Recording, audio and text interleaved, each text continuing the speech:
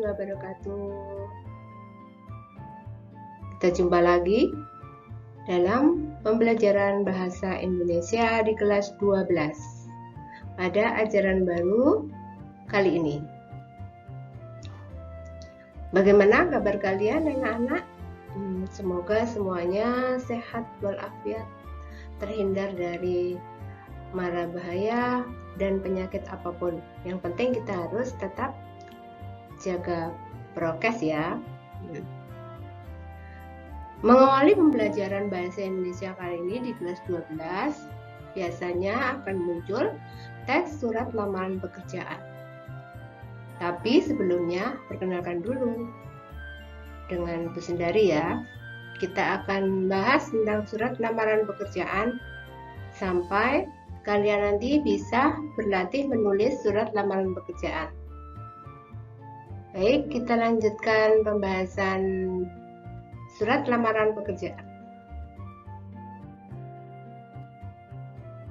Nah, apa yang ada di dalam benak kalian saat kalian telah dinyatakan lulus nantinya?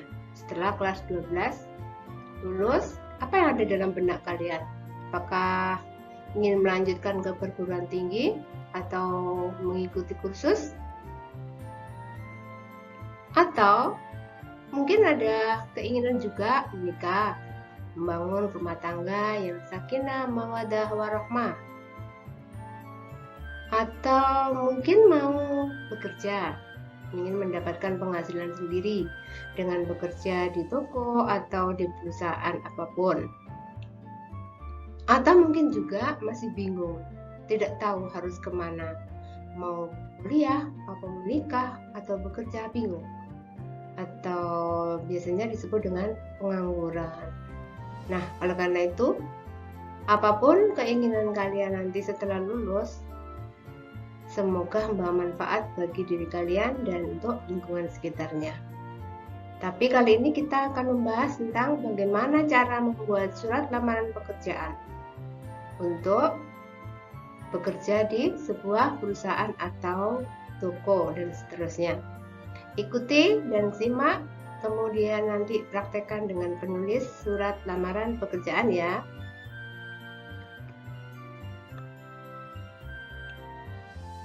Nanti kita akan bahas bagaimana isi dari surat lamaran pekerjaan, kemudian bagaimana aspek kebahasaan yang ada di dalam surat lamaran pekerjaan, serta intisari dari surat lamaran pekerjaan itu apa saja.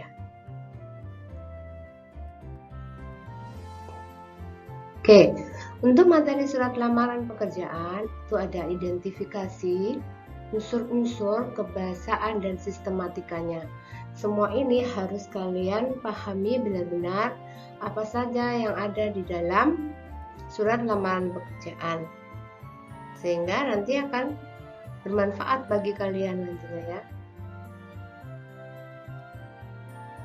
Oke, surat lamaran pekerjaan pada intinya yang pertama sekali unsur-unsurnya, bagiannya itu adalah tempat dan tanggal.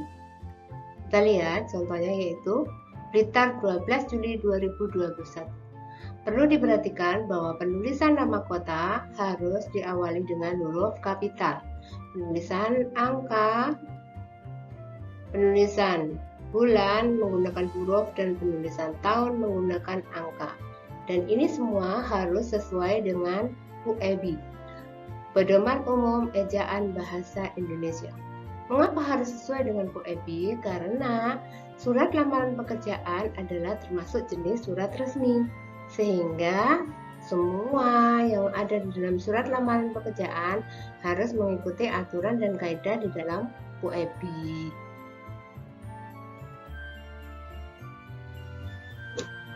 Berikutnya yaitu lampiran dan perihal.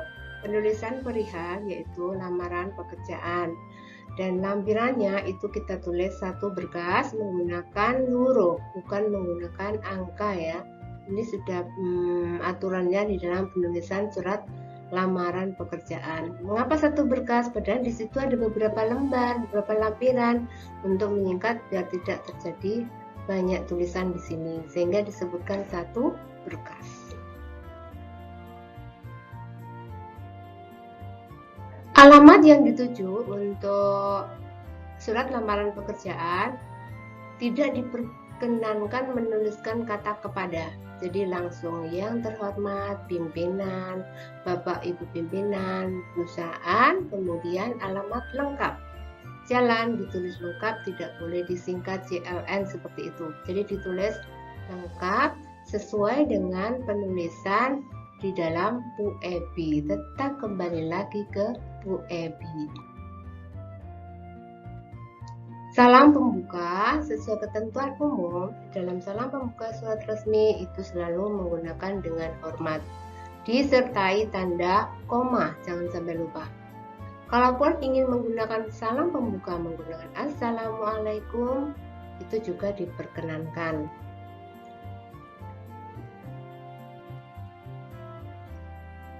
Oke, surat lamaran pekerjaan itu ada yang berdasarkan informasi dari koneksi, dari teman, atau berdasarkan iklan yang ada. Biasanya akan muncul iklan media massa atau media elektronik dari radio atau dari internet, itu bisa juga, atau berdasarkan inisiatif sendiri. Nah, kali ini akan dicontohkan berdasarkan iklan. Penulisannya pembuka berdasarkan iklan yang dimuat di harian media massa, dituliskan tanggalnya terbit, dituliskan kemudian apa yang dituju, dan ada kata ganti orang menunjukkan saya sebagai pelamarnya.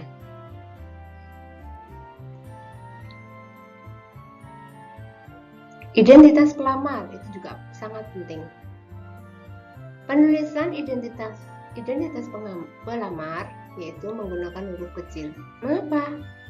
Karena penulisan ini masih merupakan satu rangkaian, satu alinea, sehingga tidak boleh menggunakan huruf kapital, tapi harus menggunakan huruf kecil.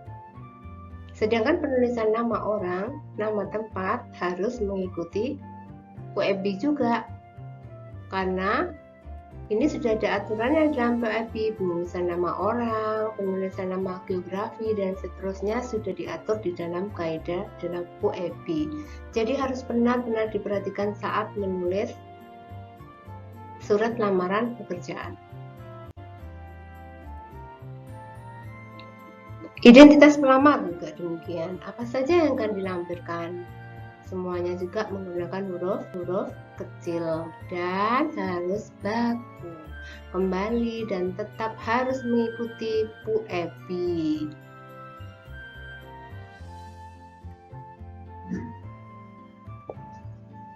Penutup surat dan salam penutup juga harus diperhatikan. Kalimat penutup adanya sedikit harapan, tetapi tetap positif bahwa dan yakin akan diterima. Kemudian jangan lupa kata sapaan untuk Bapak Ibu yang kita tuju. Kita tidak tahu bahwa pimpinannya itu perempuan atau laki-laki, maka disebutkan Bapak atau Ibu seperti itu. Dan jangan lupa juga selalu mengucapkan terima kasih. Baru salam penutup yaitu hormat, saya sebagai kata ganti. Berikutnya tanda tangan dan nama terang. Jangan lupa ada tanda koma di belakang salam penutup, kemudian nama terang. Nah, ini berarti harus dilengkapi lagi, ya. Secara garis besar, menulis surat lamaran pekerjaan harus proporsional. Artinya, antara batas atas dan batas bawah harus sama. Antara batas kiri dan batas kanan itu juga harus sama, sehingga kelihatan menarik. Kalau sekarang, tulisan surat lamaran pekerjaan itu sudah ada yang mulai diketik. Tetapi ada juga yang masih menggunakan tulisan tangan Latin bersambung. Nah, seperti ini itu menggunakan ketikan, jadi harus proporsional.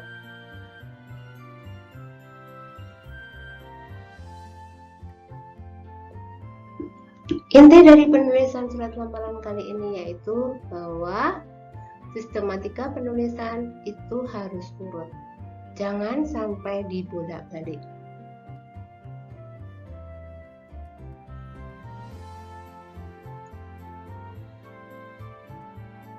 Tetap harus memperhatikan lagi, sekali lagi, dimulai dari penulisan tanggal sampai ke bagian penutup surat lamaran pekerjaan. Harus diurutkan dan harus sistematis.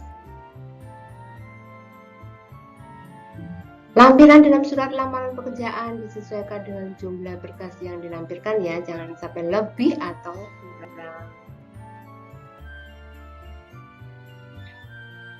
Kalimatnya tentu harus menggunakan kalimat efektif, perlu dihindari kata-kata yang berlebihan, tidak nyambung, atau mubazir. Itu harus diperhatikan di dalam menulis surat lamaran pekerjaan. Unsur kebahasaan dalam surat lamaran pekerjaan yaitu yang pertama diksi. Apa itu diksi? Ya, betul. Pilihan kata. Kita harus cermat dan tepat dalam memilih kata untuk penulisan surat lamaran pekerjaan. Kemudian kita susun struktur kalimatnya harus memenuhi SPOK, tidak boleh dibolak-balik. Jadi harus urut strukturnya. Kemudian harus efektif kalimatnya, harus tepat, efisien, hemat, tetapi tidak terlalu singkat dan tidak mubazir, tidak ambigu. Kemudian ketepatan penulisan poebi, mulai dari penulisan huruf, penulisan kalimat dan seterusnya harus sesuai kaidah poebinya. Dan kejelasan antar kalimat harus nyambung antara kalimat yang satu dengan kalimat yang selanjutnya. Jadi ini perlu diperhatikan. Nanti silakan kembali untuk mengikuti mana ya maksud kalimat, keefektifan kalimat mana, itu semuanya nanti kita akan belajar bersama-sama untuk menulis surat lamaran pekerjaan hingga sampai bisa kalian nantinya. Jangan lupa nanti di akhir pelatihan ini kita harus membuat tulisan bentuk surat lamaran pekerjaan. Selamat berlatih, semoga bermanfaat. Baik, penjelasan tentang surat lamaran pekerjaan cukup sampai di sini. Mohon maaf bila ada salah kata. Dan saya mengucapkan terima kasih. Wassalamualaikum warahmatullahi wabarakatuh.